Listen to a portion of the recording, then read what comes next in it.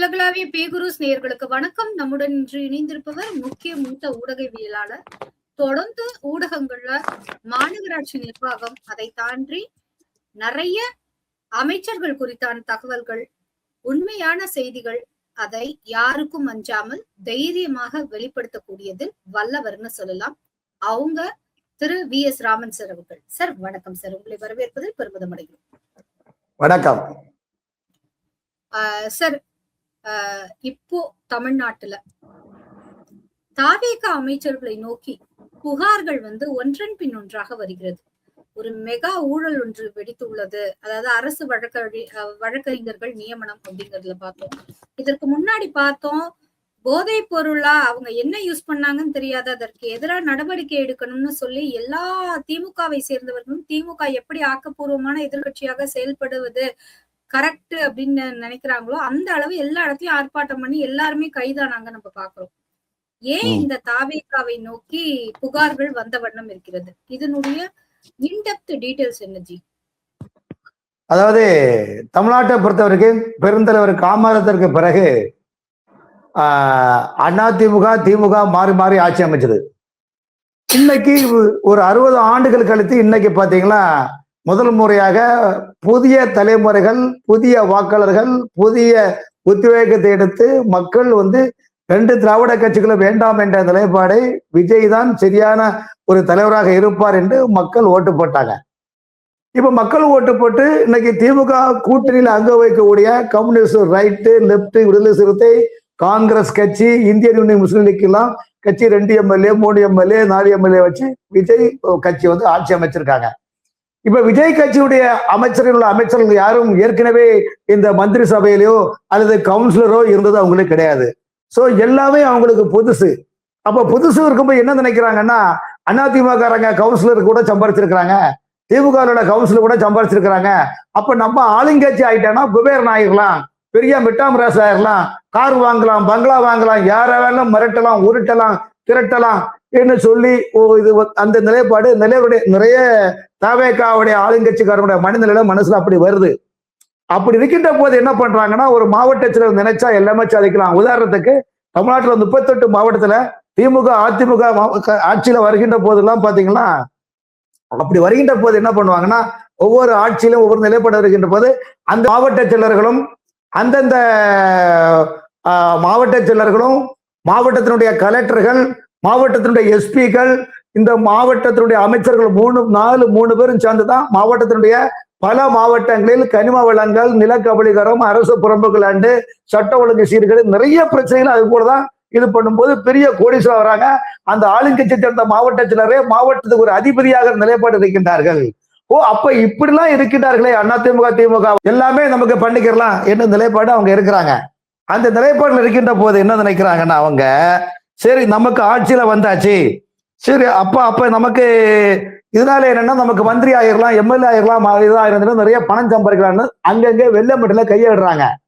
அப்படி கையடிக்கின்ற போது இந்த நிலைப்பாடு என்னன்னா பிரச்சனைகள் உருவாகின்ற போது இப்ப மாவட்டத்துல ஒவ்வொரு ஆளுங்கட்சி மாவட்டத்தினுடைய பால்வள கோட்டுறவு சேர்மன், மாவட்ட அறநிலையத்துறை டிஸ்ட்ரிக்ட் சேர்மன், மாவட்டத்தினுடைய அந்த மாவட்டத்தினுடைய முனிசிபல் கோர்ட்டு, டிஸ்ட்ரிக்ட் கோர்ட்ல அரசு வழக்கறிஞர்கள், இந்த மாதிரி போஸ்டிங் எல்லாம் பாத்தீங்கன்னா ஆளுங்கட்சி பரிந்துரைத்து அந்த மந்திரி கூட பரிந்துரைத்து அதன் மூலம்தான் மாநில நிர்வாகத்தின் போது அவங்களுடைய ஒப்பீனியன் இருந்தாதான் திமுக அதிமுக ஆட்சியில் அப்படிதான் போட்டுட்டு இருந்தாங்க. அது அவங்க 1 ரூபா வாங்கினா 2 ரூபா வாங்கினா 50 லட்சம் வாங்கினா இலைமறை கைமறையாக வெளியே தெரியாம இருந்தது.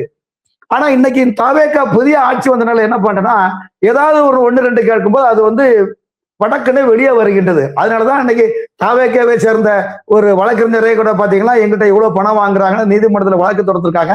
அது அடிப்படையில தான் என்ன பண்றாங்கன்னா, சாதாரண மாவட்ட வழக்கறிஞர், அரசு வழக்கறிஞர் கூட 10 லட்சம் 30 லட்சம் 50 லட்சம் வரை கேட்கிறாங்கன்னு குட்டி போல இது இருக்குது. ஆனால் என்ன விதமாக இருந்தாலும் இந்த கட்சி ஆட்சி புதுசு.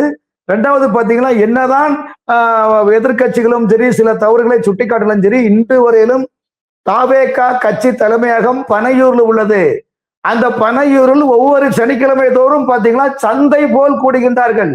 அப்படிக்கின்ற போது மக்கள் மத்தியில் என்னவென்றால் இந்த ஊழல் இதெல்லாம் தமிழ்நாட்டு மக்கள் உள்வாங்கக்கூடிய ஒரு நிலைப்பாடா இருந்தாலும் எதிர்கட்சிகள் இது ஆக்ரோஷமாக பேசப்படுகின்றால் இருந்தாலும் இதை பிரச்சனைகளை பெருசு வராமல் மக்களை பாதுகாப்பதும் சட்ட ஒழுங்கை பாதுகாப்பதும் மக்களுக்கு சீரான ஆட்சியை கொடுப்பதும் தவேக அரசுடைய கடமை. ஆனால் அந்த நிலைப்பாட்டில் தவேக அரசினுடைய சூழ்நிலை இருந்தாலும் தவேக தலைவர்களுக்கு மானிட்டரிங் பண்ணக்கூடிய கட்டமைப்பில் உள்ள மனப்பண்பாடு உள்ள மனோபக்குவம் உள்ள தலைவர்களோ அல்லது ஆலோசகர்களோ இல்லையா என்ற கேள்விக்குறி எழுப்பினது. காரணம் என்றால் ஒரு ஆட்சி என்பது எப்படி ஒரு கல்யாண வீட்டுல திருமணம் நடக்கின்ற போது அந்த திருமணத்துக்கான நிச்சயதார்த்தம், பத்திரிகை அடிப்பது, மண்டபம் பார்க்குது, அதற்கான திருமண செலவுகள், கல்யாண செலவுகள், வரவேற்பு, இதெல்லாம் எப்படி செலவினம் செய்கின்றதோ ஒரு எக்ஸாம்பிள். அதே போல ஒரு மாநிலத்தில் ஆட்சி அமைப்பு என்று சினிமாவில் நடிப்பது போல அல்ல. தமிழ்நாட்டுடைய மக்களுடைய கலாச்சாரம், பண்பாடு, கல்வி, ஆன்மீகம், இப்படிப்பட்ட பல உணவுத்துறைகள், விவசாயங்கள், வனத்துறை பாதுகாப்பு, இப்படிப்பட்ட பல நூற்றுக்கணக்கான அரசு இயந்திரங்கள் சேர்ந்துதான் மக்களுடைய வாழ்வாதாரம். அந்த வாழ்வாதாரத்தை ரன் செய்ய வேண்டால் ஆட்சியாளர்கள் செம்மையாக இருக்க வேண்டும். ஆகவே அந்த நிலைப்பாடு வருகின்ற போது இன்னைக்கு தமிழ்நாட்டுல பாத்தீங்கன்னா சீனியர் ஐஎஸ் அதிகாரிகள் பாத்தீங்கன்னா எல்லாருமே சீனியர் ஐஎஸ் அதிகாரிகள் 70% ஐஎஸ் அதிகாரிகள் இந்த ஆட்சியாளர்களை, இந்த அரசை ஏமாற்றி, இந்த அமைச்சர் தவேக அமைச்சர்களை ஏமாற்றி, தவேக முதலமைச்சரை கூட ஏமாற்றி தங்களுடைய வருமானத்தை பெருக்கிக் கொள்ளக்கூடிய ஊழல் அதிகாரிகள் நிறைந்து காணப்படுகிறார்கள். இதை இந்த அரசு மானிட்டரிங் செய்யவில்லை. ஆகவே எப்படி அரிசி உடைக்கின்ற போது அதுல கல் இருக்குதா, உம்மி இருக்குதா, குருணை அரிசி இருக்குதா என்றது எப்படி தரம் பிரித்து எடுக்கின்றோமோ அதே போல் ஆட்சியிலும் ஊழல்வாதிகள், வாய்மை யாரு, நேர்மை யாரு, பொய்யர் யாரு, பித்தலாட்டம் பண்ணக்கூடியாரு, லேண்டு கல்வியர் யாரு, பொய்யர். ஏன்னா கடந்த திமுக ஆட்சி, அண்ணா திமுக ஆட்சியெல்லாம் பாத்தீங்கன்னா ஒவ்வொரு மாவட்டத்தினுடைய டிஆர்ஓக்களே 5 கோடி 10 கோடி பணம் கொடுத்தா ஜாயின் பண்ணிருக்கிறாங்க. கலெக்டர்கள் அப்படி பண்ணிருக்கிறாங்க. அப்படிங்கின்ற போது எல்லா பதவிகளும் பணம் கொடுத்துதான் வந்து இருந்தார்கள். ஆனால் அது வெளியே தெரியாமல் கொள்ளையடித்துக் கொண்டு நீ பாதி நான் பாதி கண்ணை என்ற நிலையப்பட இருந்தார்கள். ஆகவே இப்போது இந்த ஆட்சியை பொறுத்தவரையும் இதே போன்ற சம்பவங்கள் நடக்கின்றதா இல்லையா, அல்லது மக்கள் நம்மளை பற்றி என்ன நினைக்கின்றார்கள், ஒரு அமைச்சர் சரியாக செயல்படுகின்றார்களா, அதெல்லாம் கண்காணித்து மானிட்டரிங் செய்யக்கூடிய அட்வைஸ் கமிட்டிகள் அங்கு இல்லை என்ற ஒரு நிலைப்பாட்டினால்தான் சில அமைச்சர்களும் தவேக கட்சியை சேர்ந்த சில மாவட்ட செயலர்களும் விஷயம் தெரியாமல், விவரம் தெரியாமல் அங்கங்கே வெள்ளம் வண்டியில் கொண்டு கையை விடுகின்ற காரணத்தால் இது போன்ற பிரச்சனை வெளியில் வருகின்றது என்பது என்னுடைய பதிவு. சார், நாம தொடர்ந்து பாக்குறோம், நீங்க தாவேகால என்ன பிரச்சனை, ஏன் இதெல்லாம் வெளியில வருதுன்னு சொல்லியிருக்கீங்க. கரூர் கணக்கு இன்னும் தீர்க்கப்படலன்னு சொல்லியிருக்காரு அமைச்சர் ஆதவ் அர்ஜுனா. அவருக்கு கரூர் கணக்கை தாண்டி தாவேகாவை தவிர வேற ஏதாவது கணக்கு தீர்க்கப்படாம இருக்கா சார்? ஒரு விஷயம் கேளுங்க, கரூர் விவகாரத்தை அத உள்ள விவகாரத்துல போனா உண்மையிலே சொல்றேன், ஆதவ் அர்ஜுனா அவர்களுக்கு, அமைச்சர் ஆதவ் அர்ஜுனாவுக்கு அவர் ஏதோ 1% 5% தெரிஞ்சுட்டு அவர் பேசுறாரு. ஆனா அதுக்குள்ள நிறைய விஷயங்கள் இருக்கின்றன, ஏகப்பட்ட விஷயங்கள் இருக்கின்றன. இது யாரும் சொல்லுவதில்லை.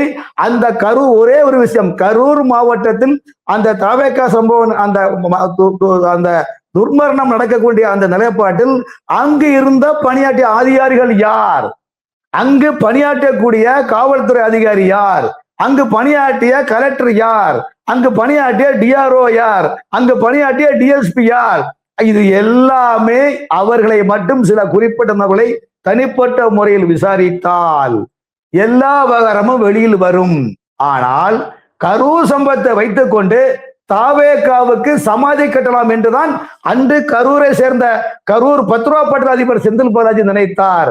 அதனால்தான் தாவேகா கடந்த அந்த சம்பவம் நடந்த போது 10-20 நாளாக யாரும் எங்கு இருக்கின்றார்கள், எங்கு சென்றார்கள், எங்கு மறைந்தார்கள் என்ற நிலைப்பாடு காரணம் என்றால் தாவேகாவை இதோடு மூட்டையை கட்டி அனுப்பினால்தான் திமுக தமிழ்நாட்டில் கோலோக்க முடியும், திமுகவை நம்பிதான் மக்கள் இருக்கின்றார்கள் என்ற ஒரு பொய்யான பிம்பத்தை திமுக கட்டமைத்தன. இந்த நேரத்தில் தான் எடப்பாடி பழனிசாமி அவர்கள், அமித்ஷா அவர்கள், சிதம்பரம் அவர்கள் போன்ற எதிர்கட்சி தலைவர்கள், தமிழகத்தை போன்ற எதிர்கட்சி தலைவர்கள் எல்லாம் விஜய்க்கு ஆதரவாக பேசினார்கள். காரணம் என்னவென்றால் ஒரு பொதுக்கூட்டம் நடக்கின்றது, அந்த நடக்கத்தின் போது கட்சிக்காரர் மட்டும் குற்றம் சொல்லக்கூடாது, அந்த இடத்தில் பாதுகாப்பு போடக்கூடிய நிலவரங்கள், அந்த இடத்துல சுற்றுப்புற சூழ்நிலைகள். காரணம் என்றால் அங்கு இந்த சம்பவம் நடக்கின்ற போது அங்கு சாலைகளில் 2 சாலைகளில் உள்ள மழைநீர் கால்வாய் மூடிகள், அதாவது மேனுள் ஜுல மூடிகள் உடைந்து கிடந்தன, திறந்து கிடந்தன. இதை ஏன் கண்காணிக்கவில்லை? இதை ஏன் இன்று தாவேக அரசு வந்த பிறகும் கூட இதை ஏன் இவர்கள் சரியாக ஆராய்ச்சி செய்யல என்றால் இந்த பாயிண்டை சொல்லி கொடுப்பதற்கு யாரும் இல்லை. அப்படி என்றால் இந்த அரசுக்கு உண்மை எது பொய் எது என்பது இவர்கள் இன்னுமே தெரியாம இருக்கிற காரணம் என்னவென்றால், உண்மையான சம்பவத்தை ஆதவ அர்ஜுனாவிற்கு யாரும் சொல்லவில்லை, அரசுக்கும் சொல்லவில்லை. ஆனால் ஆட்சி அதிகாரம் தமிழ்நாட்டில் இப்ப எங்க கையில வந்திருக்குது. இதே போலதான் கடந்த திமுக ஆட்சியிலே ஆட்சி அதிகாரத்தை வைத்து என்னென்னமோ பண்ணாங்க. மருமகன் பெண் நிறுவனம், உளவு நிறுவனத்தையும் மருமகன் சர்வீஸ் நடத்தக்கூடிய பெண் நிறுவனத்தை ஒன்றாக இணைத்து இவரே அவரே இவர் என்று நினைத்தார். அதற்குள்ளே ரியல் எஸ்டேட்டுகள் பண்ணின 10-20 பவர் சென்டர் வைத்தார்கள். அதே போல அமைச்சர்களும் 20-30 மாவட்டத்துக்கு ஒரு பவர் சென்டர் வைத்தார்கள். நாட்டை கபலீகரம் செய்தார்கள், நிதிகளை கொள்ளையடித்தார்கள், உள்ளூரிலிருந்து உலக நகரம் பதுக்கினார்கள், ஆட்சியை இழந்தார்கள்.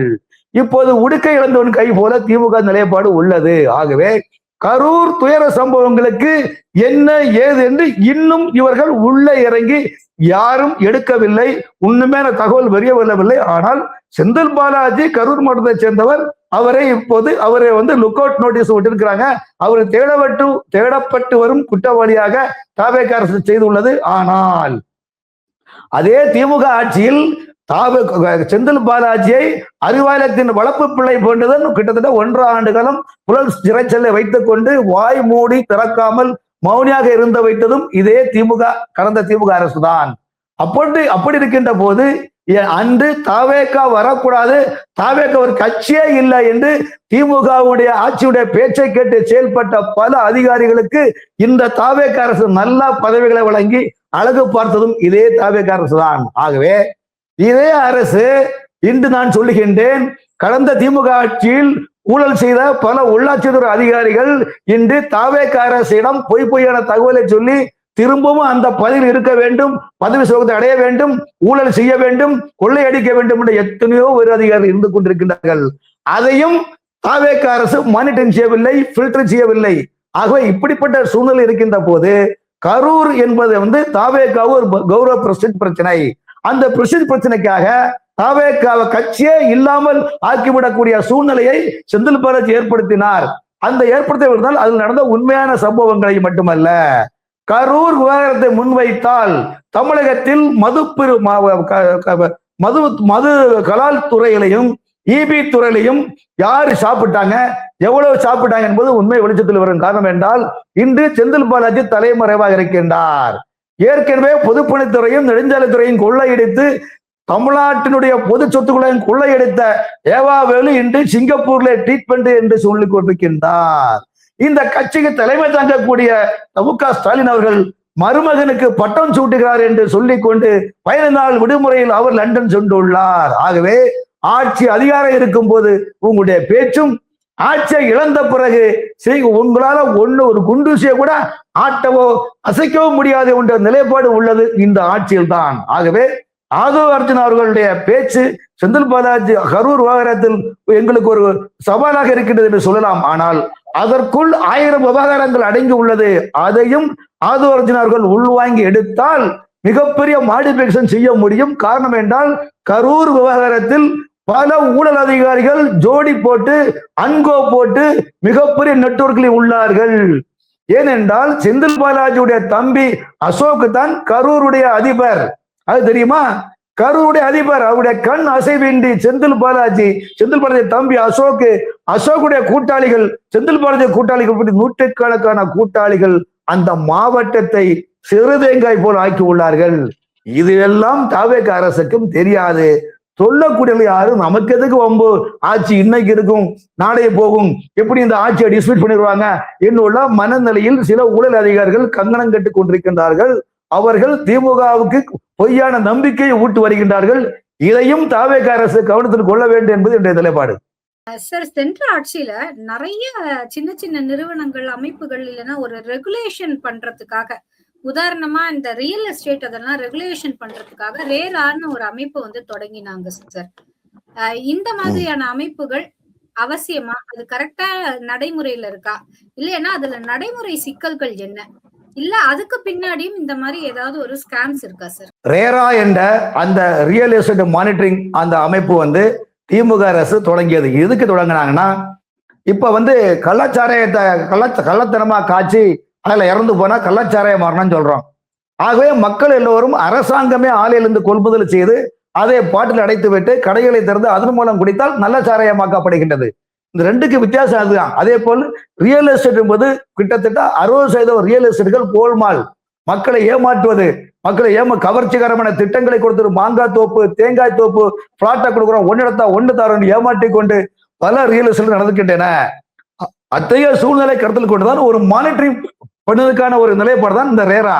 ஆனால் இந்த ரேரா யாருக்கு சாதகம் என்றால், அந்த திமுக ஆட்சி காலத்தில் அவர்கள் நடத்தக்கூடிய ரியல் எஸ்டேட் நிறுவனங்களுக்கு சாதகமாக கட்ட பஞ்சாயத்து செய்து ஒரு நடத்தக்கூடிய ஒரு அமைப்பை, அது அரசு ரெகனைசேஷன் பெற்ற அமைப்பாக ரேராவை பயன்படுத்தினார்கள். அந்த ரேரா எப்படி வந்தன? ரேராவுடைய சேர்மன் யாரு? சிவதாஸ் மீனா. இந்த சிவதாஸ் மீனா யாரு? தலைமைச் செயலராக இருந்தவர். அவரை மாற்றிவிட்டு முருகானந்தத்தை கொண்டு போட்டு அவர் சீஃப் செக்ரட்டரி ஆக்கிவிட்டு ரேராவுக்கு தலைவராக சிவதாஸ் மீனாவை போட்டார்கள். அதுக்குள்ளே கமிட்டி உறுப்பினர்கள் சுகுமார் சிட்டி பாபுடைய மகனை, சிட்டி பாபுடைய மகனான சென்னை மாநகராட்சியுடைய ஆர்வம் இருந்த சுகுமார் சிட்டி பாபு கமிட்டியா போட்டிருந்தாங்க. முன்னாள் ஐஏஎஸ் அதிகாரி, சிறப்பான நேர்மையான அதிகாரி ஜெகநாதன் என்பவரை அங்கே நியமித்து ரேராவை போட்டாங்க. சென்னை மாநகராட்சியினுடைய தலைமை பொருளாளர் இருந்த ராஜேந்திரன் என்பவரை போட்டிருந்தாங்க. இப்படி 10-15 பேர் அந்த கமிட்டில போட்டிருந்தாங்க. இதுல என்ன விஷயம்னா, இதில் சில நபர்கள் பெரிய பெரிய ரியல் எஸ்டேட் அதிபரோட ஒரு அன்கோ போட்டுக்கொண்டு இவர்களும் ரியல் எஸ்டேட் பண்ணாங்க. அது மட்டுமல்ல, தமிழ்நாடு முழுவதும் கமர்ஷியல் காம்ப்ளெக்ஸ், சூப்பர் மார்க்கெட் போன்ற மிகப்பெரிய கட்டுமான நிறுவனங்களிடம் ஒரு அன்கோ போட்டு பில்டிங் அப்ரூவ்டும் வாங்கி கொண்டு கொடுத்தார்கள் இந்த ரேராவில் உள்ள பல நபர்கள் என்பது குறிப்பிடத்தக்கது. ஆகவேதான் ரேராவுடைய கமிட்டியில இருந்து புதிய ஆட்சி வந்தனால் அவங்க ராஜினாமா பண்ணியிருக்கிறாங்க.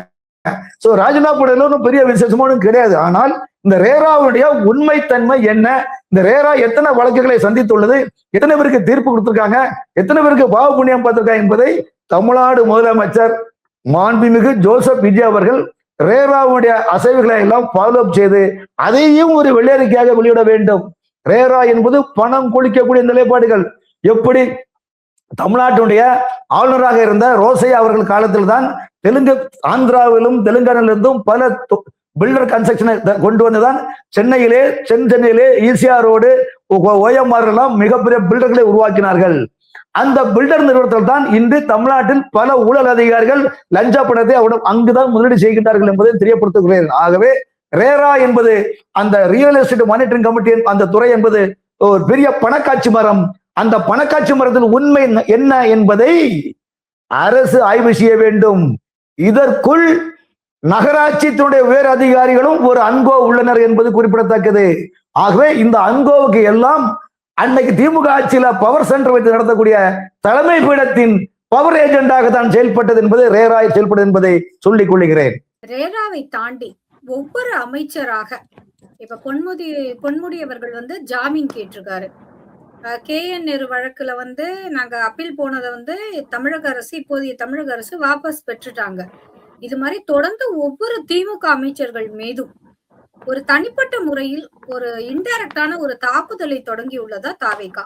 ஏங்க என்னங்க நீங்க பேசுறீங்க? ஒரு பிஜேபி குரூப் ஆங்கர் இப்ப அதாவது இல்ல தனிப்பட்ட அவங்க சுதந்திரப்பட்ட தியாகிகளா சொல்லுங்க, இல்ல சத்தியமான் சாவுத்திரிகளா ஊழல் பேர்வழிங்க சிங்கிள் டீக்கில் நாட்டி அடிச்சுக்கிட்டு இன்னைக்கு ஒரு அரசியல புகுந்து அமைச்சராக இருந்து கொண்டு தமிழ்நாட்டினுடைய அந்த அவர்கள் வீட்டிற்கக்கூடிய துறைகளை பந்திப்பவர்கள் சுருட்டி கொண்டு ஊழல்வாதிகள், அரசாங்க இடத்தை கபலீகரம் செய்தவர்கள், அரசு சட்டத்திற்கு மதிக்காம மக்களையும் மதிக்காம கொள்ளையடித்தவர்கள் நீதிமன்றத்தில் வழக்கு தொடர்தான் செய்வார்கள்.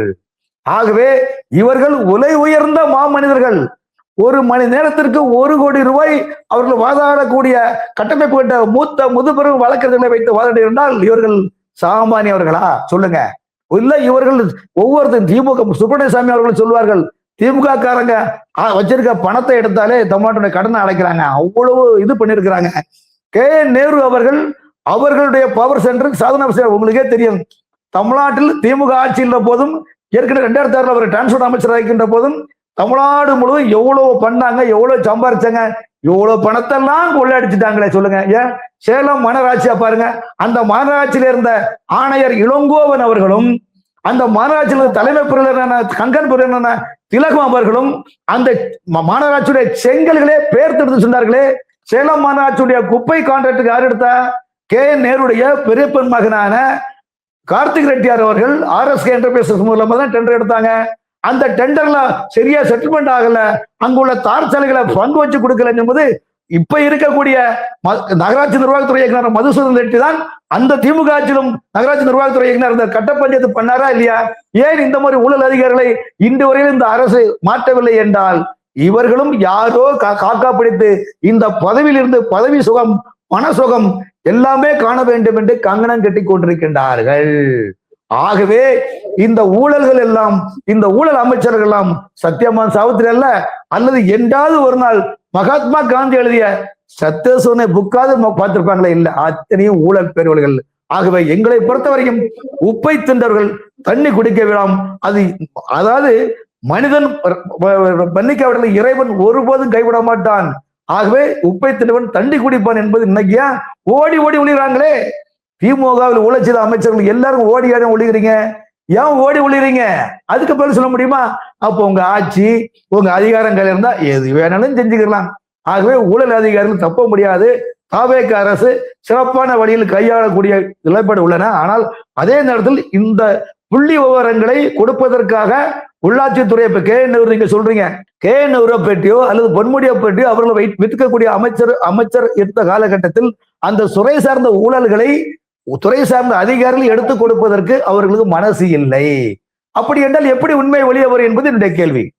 சார், நீங்க அழகா சொல்லிட்டீங்க. ஆனா இதுல ஒரு பியூட்டி என்னன்னு பாத்தீங்கன்னா, இவங்க யார ஊழல்வாதின்னு சொன்னாங்களோ, யார குற்றம் செஞ்சிருக்கோம்னு சொன்னாங்களோ, யார கரை பிடிச்சவங்கன்னு சொன்னாங்களோ, யார தீய சக்தின்னு சொன்னாங்களோ, அங்கெல்லாம் ஆளுங்கள்லாம் சேர்த்துட்டு வராங்க தாவேகா. ஓகேங்களா?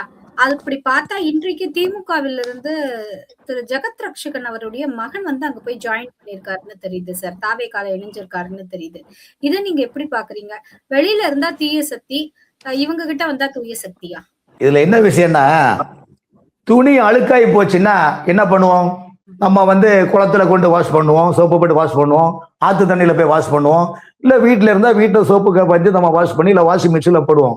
அதே போல இன்னைக்கு தமிழ்நாட்டில் மட்டும் இந்திய அளவில் அரசியல்வாதிகள் ஆட்சியில் வந்தவுடன் ஏற்கனவே ஆட்சியை இழந்து பல ஆயிரம் கோடி கொள்ளையடித்தவர்கள் தங்களுடைய சேஃப்டிக்காக, தங்களுடைய பாதுகாப்புக்காக, தாங்கள் செய்து ஊழல் வழக்கில் சிக்கி அந்த வழக்கில் தப்பிக்கிறதுக்காக நாங்கள் எப்படியாவது ஆளுங்கட்சியில வந்து அட்டாச்மெண்ட் ஆயிட்டோம்னா நம்மளை யாரும் தொந்தரவு பண்ண மாட்டாங்க, நம்ம நடத்தக்கூடிய கிரஷருக்கு சேஃப்டி ஆயிரும், நம்ம நடத்தக்கூடிய அத்தனை சமூக அரசியலுக்கும் இந்த ஆளுங்கட்சி என்ற பிராண்ட் நமக்கு சேஃப்டி ஆகிடும் என்பதற்காக தான் அவர்கள் அழுக்கு துணியோடு அழுக்கான ஒரு எண்ணங்கள், அழுக்கு பறைந்த ஊழல்வாதிகள் தாவேகா கட்சியில சேர்ந்தவர்னா அங்க ஒரு வாஷிங் மிஷின் வச்சிருக்காங்க. அந்த வாஷிங் மிஷின்ல போடுறது எப்படி? வாஷிங் மிஷின்ல துணியை போட்டு அது அழுக்கெல்லாம் நீக்கிக்கிட்டு சிறப்பா நம்ம வந்து அடுத்தது உஜாலா நீளத்தை முக்கி அடுத்தது வந்து அந்த நறுமண எல்லாம் போட்டு எப்படி காய போட்டு வாஷ் பண்ணி அயன் பண்ணி எடுக்கிறோமோ அதே போல் இன்னைக்கு திமுகவும் விதிவிலக்கு இல்ல, அதிமுக விதிவிலக்கு இல்ல, அதே போல தாவேகவும் விதிவிலக்கு இல்ல. அவங்க வாராங்க, நேரம் சனிக்கிழமை சந்தைக்கு வர்றாங்க. நீங்க பாக்குறீங்களா? 2 விஜயபாஸ்கர் அதிமுகவில் பல ஆயிரம் கோடிகளை சம்பாதித்துக் கொண்டு, ஒருவர் கரூர் விஜயபாஸ்கர் கேரளா ஜெயில இருந்தவர், இன்னொரு விஜயபாஸ்கர் எவ்வளவு விஷயம் பண்ணாலும் உலகத்துக்கு தெரியும், ஊருக்கு தெரியும். அப்படிப்பட்ட நபர்கள் இன்னைக்கு வந்து ஐயா எங்களுக்கு சேஃப்டி கார்டு எப்படி அந்த பனையூர்ல ஆபீஸ்ல எப்படி போனாங்க பத்தில தள்ளு முள்ளு பட்டு அப்படியே அடி வாங்கி போகக்கூடிய காலன் சார். நினைச்சு பாருங்க, 1000 ஆண்டுகள் 100 ஆண்டுகள் கழிந்தாலும் என் இயக்கம் இருப்போம் என்று ஜெயலலிதா சொன்னார். ஆனால் இந்த கட்சி வந்தா என்ன, வளர்ந்தா என்ன, நானே ஓனர், நானே ராஜா, நானே மந்திரி என்று எடப்பாடி நினைத்தார். இனி எடப்பாடியா வைத்திருக்கின்ற அத்தனை பேரும் தனக்கு சேஃப்டிக்காக இனிமேல் இந்த பழம் புளிக்கும், இந்த ஆலமரத்துல இனிமேல் பழமே காய்க்காது, இலையும் இல்ல, இலையும் கருக்கி போகுது, அதுல இத்துடன் இந்த செய்தி அனைத்து முடியும் மொத்தமா பண்டல், அதாவது ஒவ்வொரு சனிக்கிழமை வரும் இணைப்பு விழா நடத்துறாங்க. அங்க போனா தாவேகா நிச்சயமா பெரிய அளவுக்கு பதவி கொடுக்க மாட்டார்கள். காரணம் என்றால் அவர்கள் ரசிகர் மன்றத்தின் பிரியாரிட்டின்னு ஏற்கனவே சொன்னாங்க. இவங்களை யாராவது கூப்பிட்டாங்களா? இல்ல. தாவேகா பாவன் கூட இல்ல, இவங்களா போறாங்க, சேஃப்டிக்காக போறாங்க, தங்களை பாதுகாத்துக் கொள்ள போறாங்க. அப்படி இருக்கின்ற போது அதிமுக எந்த தொண்டரும் போகலையே. அதிமுக என்ற பிராண்டை வைத்து கொள்ளையடித்தவர்களும் தப்பிக்கிறதுக்காக சேஃப்டிக்காக சொல்லுகின்றார்கள்.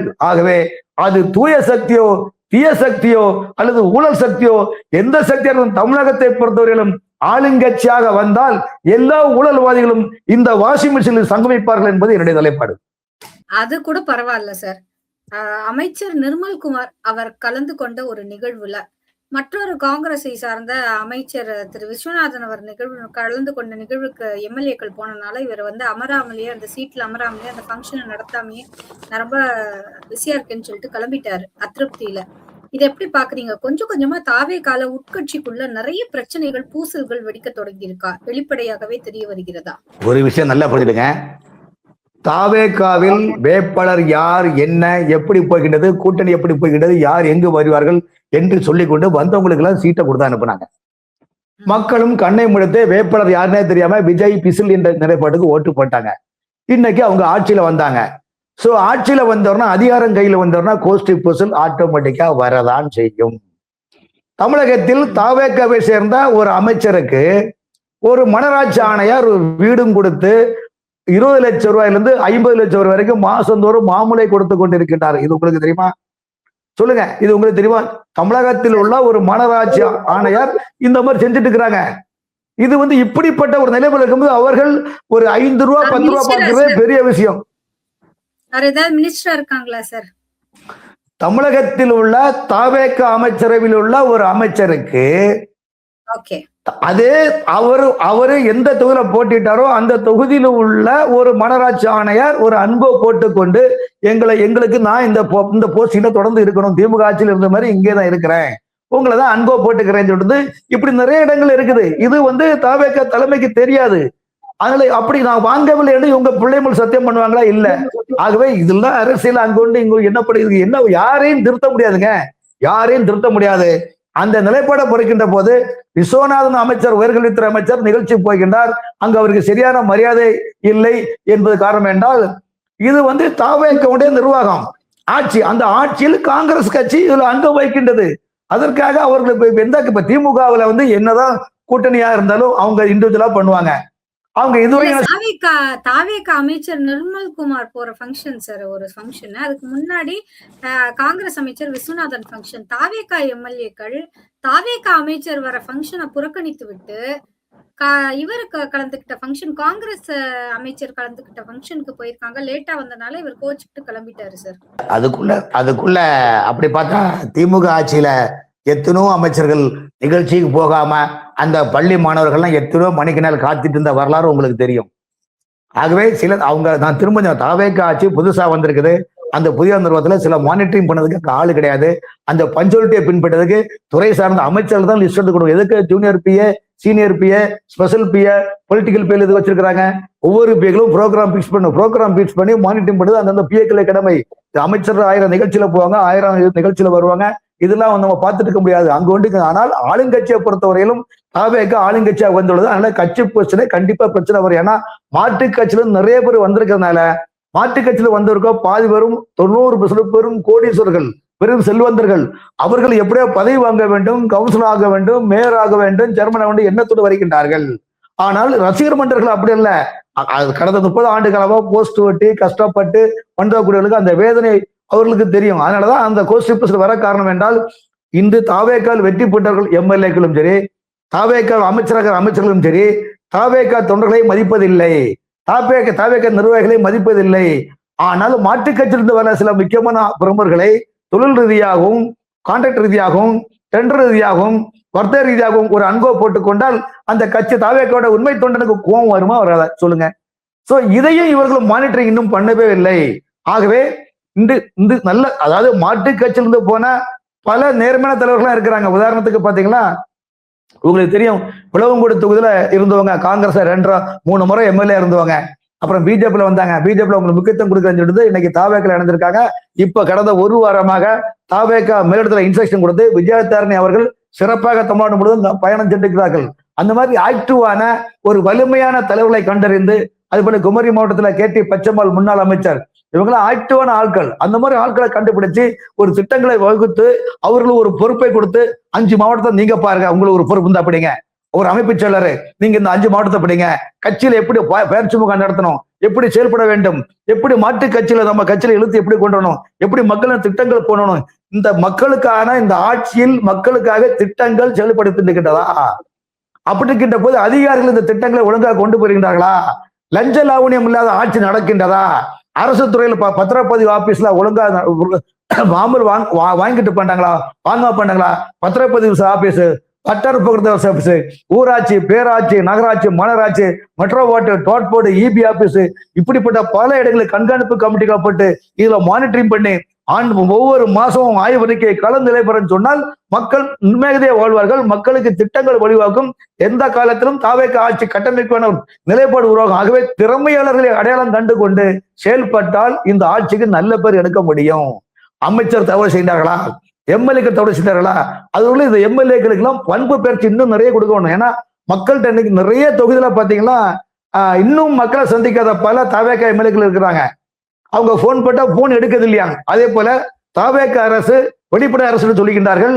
அமைச்சர்களுடைய போன் நம்பர், அமைச்சருடைய பிஏக்கள் போன் நம்பர்லாம் பக்கா லிஸ்ட் போட்டிருக்காங்க, வெளிச்சம் போட்டு காட்டிருக்காங்க. ஆனால் எந்த எம்எல்ஏக்களும் போனை எடுக்கிற கிடையாது, எந்த அமைச்சர்களும் போன் எடுக்கிற கிடையாது, எந்த அமைச்சர்களும் பிஏக்களும் போன் எடுக்கிற கிடையாது. எப்படி என்றால் இபி ஆபீஸ்ல எப்படி கரண்ட் போச்சுன்னா அவன் ரிசீவர் எடுத்து வெளியில வச்சுக்கிடுவாங்க, அவ்வளவுதான், அது கூட முடிஞ்சு போய் என்கேஜா இருக்க மாதிரி காட்டும். அதே போல திறம்பட எந்த கலெக்டராவது இன்னைக்கு சியூஜி நம்பர் எடுக்கிறாங்களா சொல்லுங்க? எந்த கலெக்டரோ, எந்த தால்சாரோ, எந்த ஆர்டிஓ, எந்த முனிசிபாலிட்டி கமிஷனர்களோ அல்லது எந்த கார்பரேஷன் கமிஷனர்களோ யாருமே அந்த சியூஜி நம்பரை எடுக்கிறதே கிடையாது. மாறாக நாம ஒரு ஊழல் சொன்னாலும் கூட அந்த போன் நம்பரை பிளாக் செய்கின்றார்கள். அந்த போன் நம்பரை பிளாக் செய்யக்கூடிய மனநிலை உள்ள உயர் அதிகாரிகளுக்கு மக்கள் சர்வீஸ் செய்வாங்களா சொல்லுங்க? உதாரணத்துக்கு சென்னை கார்பரேஷன் கமிஷனர் சாமிரான் இருக்கிறாரு, பழைய நகர மாசக்கடை கார்த்திகன் இருக்கிறாரு. அப்படி கிட்டத்தட்ட 100க்கும் மேற்பட்ட உயர் பதவியில் இருக்கக்கூடிய அதிகாரிகள் சியூஜி நம்பரை பயன்படுத்தவில்லை. சியூஜி நம்பரை தகவல் அனுப்பினா கூட அந்த நம்பரை பிளாக் செய்வார்கள். இவங்களா சமூகத்துக்கு நல்லது செய்ய போறாங்க. ஆக இதையும் கவனத்துக்கு கொண்டு வராங்க பல அதிகாரிகள். அதாவது ஒரு பொது சேவைக்காக, மக்களின் பயன்பாட்டுக்காக ஒரு செல் நம்பர் சியூஜி நம்பரை கொடுத்தால் அந்த சியூஜி நம்பரை அட்டென்ட் செய்ய வேண்டும். அந்த சியூஜி நம்பரை தகவலை பிளாக் செய்தால் அவர்கள் சுயநலவாதிகள், அவர் லஞ்சம் வாங்கி கும்பிக்கக்கூடியவர்கள் என்பது அர்த்தம். அவர்களால் மது எப்படி நாட்டுக்கும் வீட்டுக்கும் கேடோ, அதே போல் உயர் அதிகாரிகள் ஒரு சியூஜியுடைய செல் நம்பரை பிளாக் செய்யலாம் என்றால் அவர்கள் சுயநலவாதிகள், அவர்கள் வீட்டுக்கு மட்டும்தான் சேமிப்பு கிடங்காக இருப்பார்கள் தவிர்த்து மக்களுக்கோ ஆளும் கட்சிக்கோ செயல்பட மாட்டார்கள் என்று என்னுடைய நிலைப்பாடு. இதற்கு 1000 உதாரணம் நான் சொல்லுவேங்க. அந்த அளவுக்கு நடந்திருக்கு இந்த ஆட்சியில. ஆட்சியில எந்த ஆட்சியிலுமே இந்த மாதிரி நடக்கிறாங்க. இதையும் தாவேக அரசுக்கு தெரியாததுல தகவலை சொல்றேன்.